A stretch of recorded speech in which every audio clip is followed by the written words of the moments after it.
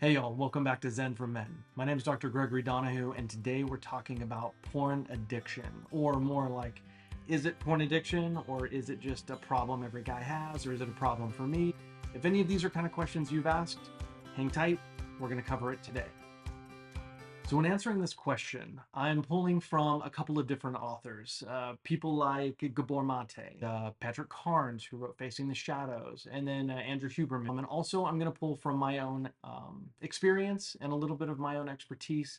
Defining this category has been really difficult, not because the categorization is difficult, but because it's emotional and terrifying. I haven't met a single person who wanted to take on the term addict. There are a few exceptions. Sometimes taking on the title of addict can be relieving because it gives us a clear path on what we can do about it. Or if it's an addiction, then maybe it's more of an illness rather than I'm just an asshole who doesn't care about so and so. So the first important thing is, why is the clarification even important? Why even ask the question, am I a porn addict, versus this is just a bad habit? And there's a couple things that came to my mind with the guys I worked with in my own life. And first of all, the first reason that comes to mind is because someone else has been calling you an addict. It's the same thing as being called a narcissist. There's that same question of, am I a narcissist? Am I an addict? Most of the time we type in that question, it's because someone else has been noticing a pattern or has been seeing something and they are putting the title on us. So it's really important to look at, why am I asking this question? So to put it in the full context, I consider myself a porn addict in recovery. I have been in 12-step programs, and I definitely labeled myself an addict throughout this process, and it has helped me to get into recovery. So throwing that out there up front. But in the beginning of this process, I did not want to label myself as an addict because there's that stereotype of once an addict, always an addict. It was like I was putting myself in this category of, if I admit that I'm an addict, whoever is going to want to stay with me? Doesn't this make me like a permanent problem or a liability? That was a huge question I needed to answer for myself. Another thing that came to mind is, isn't porn normal? Isn't this just something every guy struggles with? I kept on comparing myself to the commonality of the problem. If every guy struggles with this can't be a problem. But I'm a psychologist, so one of the other eventual logics that I came up against is, just because something's common doesn't make it healthy.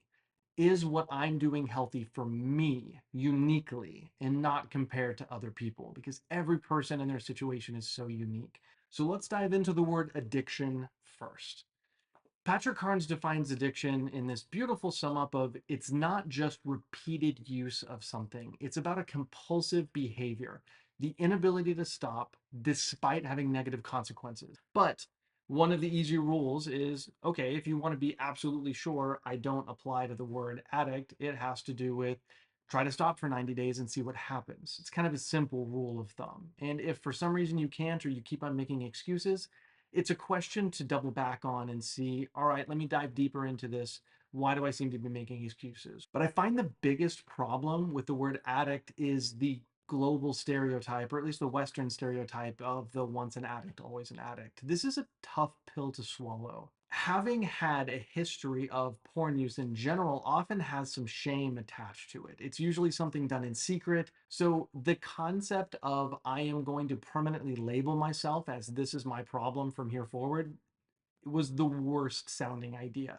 So I will tell you, I fought the title addict tooth and nail. I tried to find every exception, that this was just a bad habit. This was just an every once in a while problem, or a contextual problem, like I'm not getting enough sex in my relationship. And taking on more shame, and especially what seemed like a permanent shame, was too big of an ask at the time. So let's look at what makes an addiction first. Now, Gabor Mate is one of my favorite researchers on addiction, and if you haven't looked up his work, I highly, highly recommend it. Porn rewires the brain very similar to any addiction. The dopamine system gets hijacked. When we engage in something like porn, especially regularly, it can reduce our sensitivity to any form of dopamine or pleasure. People start seeking more and more stimulation, and just to feel the same effect. Gabor Mate talks about, addiction is really the embodiment of a childhood trauma or an unmet need in our past that is kind of this lingering ghost that kind of tracks behind us, that there's this emotional need that we're going to sex. So for instance, in my childhood, I was not the center of my family's attention. So we'll call that a type of neglect. And in order to cope with neglect or loneliness, I went to porn because porn was a simulated connection and a very strong one. So the deep emotional need for me is actually loneliness and needing one on one attention. I used porn as a substitute for that. So the addiction is fueled by the emotional need. That ends up becoming the problem, not porn itself. Now, let's dive into it. Here are some classic signs. There are 4 very simple signs that you might be addicted. First and foremost is a loss of control. You try to stop, but you can't. And how many times have you tried to stop but couldn't? Might be an indicator. Escalation is the second one. Escalation is you're needing more and more extreme forms or to change the form of the stimulus. So either the time how much time you're spending, the type of stimulation you have, the type of porn it is, maybe making live contact instead of just pre-recorded videos, all kinds of things, fetishes, things that are taboo. Any kind of escalation could be an indicator of addiction. Negative impact. Negative impact just means consequences. Are there consequences on your life, particularly your relationships? If you're having less motivation to get out and socialize, or if you find yourself hiding or facing arguments or shame with your significant other, might be an indicator of addiction. And lastly, emotional numbing. If you find yourself using porn as a way to escape a feeling or avoid life's challenges, that is a pretty good indicator that you're using it in a way that's not just pleasurable, not just making it, but in a way that is an unhealthy coping skill and it's just numbing it. So the last thing that comes up is, couldn't this just be a bad habit? Couldn't this be something that is just what all guys do and I could stop if I wanted to? It really does come back to, and Andrew Huberman talks about this, and even James Clear talks about it in Atomic Habits. If something is just a habit, if something is, even if it's just a bad habit, you should be able to use mechanisms to replace the bad habit and slowly wean yourself off of it in a predictable and consistent way. So, according to James Clear, it's just a matter of finding the positive behavior that ultimately meets the same kind of need and see if you can eventually wean yourself off. If for any reason you cannot, that might be an indicator that this is more of an addiction rather than just a bad habit. But honestly, what this really comes down to is if you're asking this question, you've probably already experienced some sort of consequence in your life. This is a spectrum, and honestly, taking on the title of addict or not doesn't really matter. If there's a problem in our life in any capacity, it's more of, is this adding to my life? Is this benefiting? So if any of the things that I've talked about today spark something where you can relate to it, it's worth looking into. This is not a matter of extremes. It's not you're either fully an addict or it's just a bad habit. Don't worry about it. If you're asking it today, it means there is something to pay attention to. So no matter where you're at on the extremes, seek out some help.